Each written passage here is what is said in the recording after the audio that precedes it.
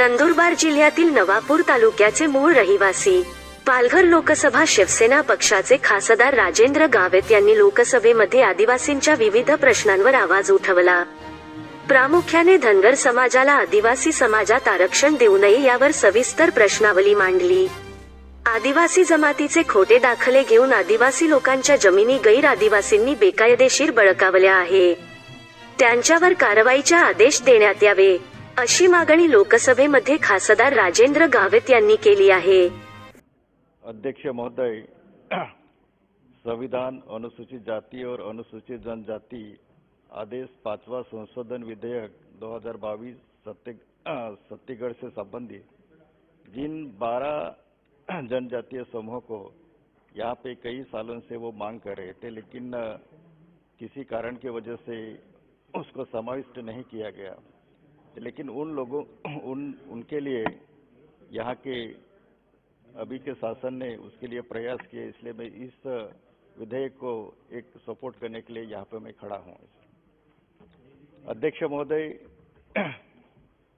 मैं महाराष्ट्र के आदिवासी क्षेत्र का मैं प्रतिनिधित्व करता हूँ। उससे हाल में महाराष्ट्र में अनुसूचित जनजाति के आरक्षण का मुद्दा बड़ा चर्चा में है। सदन में कई बार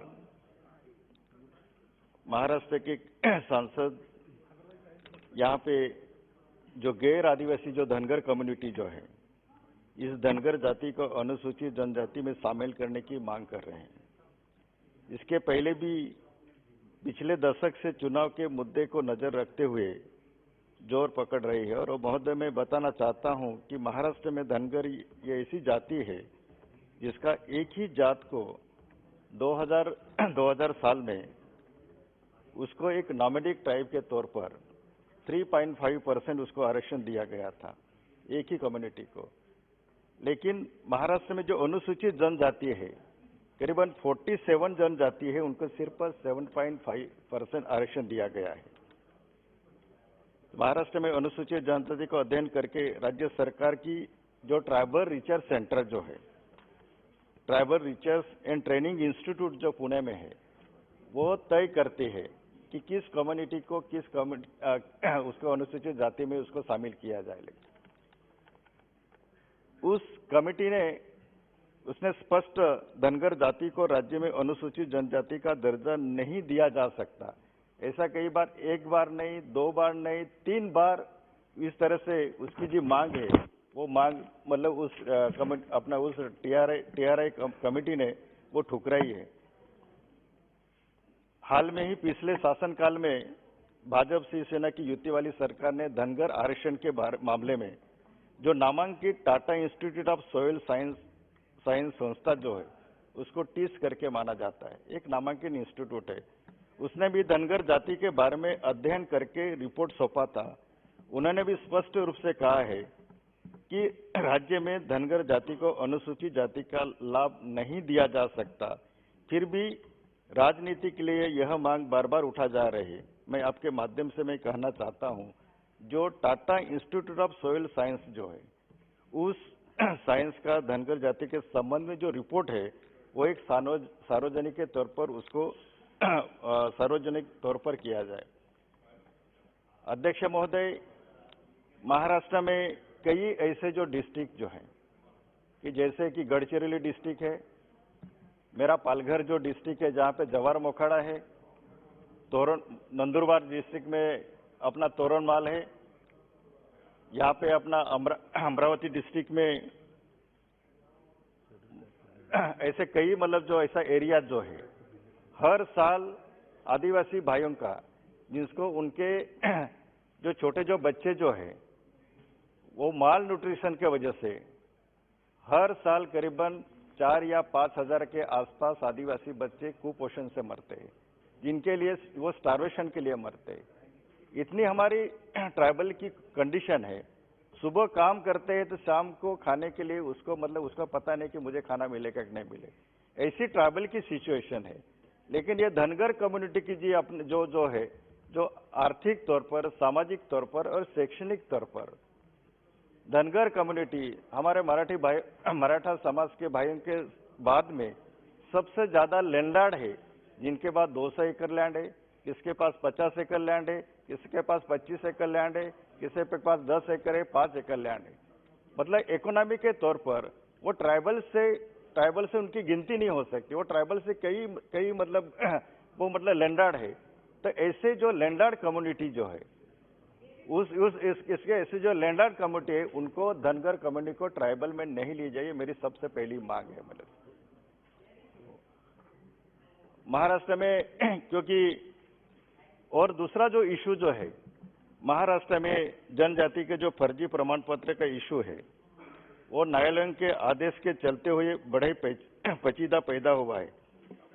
मैनेजिंग डायरेक्टर भारतीय खाद्य निगम बनाम जगदीश बड़ीराम बहरा इस प्रकरण में माननीय सर्वोच्च न्यायालय ने 2000 में ऐसा निर्णय दिया था कि जिस व्यक्ति ने अनुसूचित जनजाति के आरक्षित पद पर सरकारी नौकरी प्राप्त की है, जिसका जाति प्रमाण पत्र पड़तानी द्वारा अवैध घोषित किया है, उस नियुक्ति को माननीय सर्वोच्च न्यायालय ने वाइड अब इंटू करार दिया है। इसके पहले खुद ही सर्वोच्च न्यायालय ने ऐसे मामले में जो सेवा में संरक्षण दिया था, लेकिन बहरा निर्णय के बाद खुद सर्वोच्च न्यायालय अपना ही फैसला पलटाते हुए कहा कि ये उचित नहीं है कि महाराष्ट्र में organisation of rights of tribal जो अपना संगठन है उसने उच्च न्यायालय में याचिका तैयार कर सर्वोच्च न्यायालय के आदेश को राज्य में लागू करने की मांग की है। और फर्जी जाति के प्रमाण पत्र के आधार पर नौकरी करने वाले कर्मचारी जिन्हें 15 जून 1995 के पहले उनका हवाला देकर जिन्होंने सेवा में संरक्षण दिया है, वह बात सर्वोच्च न्यायालय के निर्णय के खिलाफ ऐसी दलील उच्च न्यायालय ने भी रखी। लेकिन दुर्भाग्य से महाराष्ट्र में करीबन अभी भी 55,996 इतने जो वैकेंसी जो है वो वैकेंसी अभी भी मतलब उसको सुपर नुमेरी पद करके उन सुपरी अधिसंख्या पद मतलब सुपर नुमेरी पदों के में वर्ग किया गया है। महाराष्ट्र में अनुसूचित जनजाति, पिछड़ा वर्ग, विमुक्त जाति और विशेष मागास प्रवर्ग की जात पहचानी हेतु एक कानून 2000 में राज्य ने पारित किया था। उसमें सेक्शन 10 और सेक्शन 11 में criminal prosecution of financial recovery के प्रावधान के किए इस अमल राज्य शासन नहीं कर रहा है, जबकि राज्य में सरकार ने फर्जी अनुसूचित जनजाति के प्रमाण पत्र का मामला बड़ा अहम है। जो आदिवासी जो जेन्युइन आदिवासी है, जैसे कि जो ठाकर कम्युनिटी है, ठाकर के नाम से जो ठाकुर जो लैंडलॉर्ड है उन्होंने फर्जी सर्टिफिकेट मतलब ऑब्टेन किया है। जो अपना कोष्टी है उन्हें हल्बी के नाम से हल्बा कोष्टी ने उसको सर्टिफिकेट ऑब्टेन किया है। धोबी है, मन्नेर वार्लू है, कलार है, धनगर है, कुंभार है, इन जातों ने ट्राइबल का जो सर्टिफिकेट उसने अपनाया है और आदिवासी के जो रिजर्वेशन है उसी के ऊपर उसने अतिक्रमण किया है।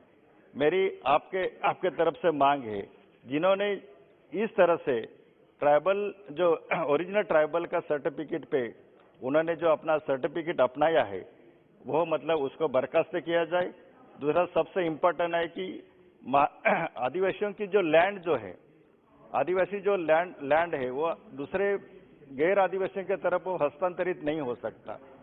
तो उसका इसलिए कई लोगों ने उसका सर्टिफिकेट लेके ट्राइबल लैंड जो है प्लीज कंक्लूड। मैं इंक्लूड करता हूँ 1974 का Maharashtra restoration of scheduled tribe जो एक्ट जो है, जो राष्ट्रपति अध्यादेश ने 36 और 36 का सीधा ये महाराष्ट्र में उल्लंघन हो रहा है। और कई जो अपना राजस्व जो मंत्री है, कई राजस्व मंत्री ने ऐसे निकाल दिए हैं करीबन 3-3.5 हजार के आसपास आदिवासी की जो लैंड है, जो मेट्रोपॉलिटन जो सिटीज जो है जैसे कि मुंबई है, पुणे है, नासिक है, औरंगाबाद है, उस पेरीफेरी के आजू बाजू के एरिया में ऐसे कई आदिवासी लैंड जो है कि उन्होंने आदिवासी की जमीन मतलब ग्रैब की है। तो मेरे आपके माध्यम से मतलब महाराष्ट्र शासन को भी मतलब आदेश दी जाए कि जो भी आदिवासी लैंड जो गैर आदिवासी ने जो फर्जी सर्टिफिकेट अपनाया है वो उसको बर्खास्त की जाए। धन्यवाद।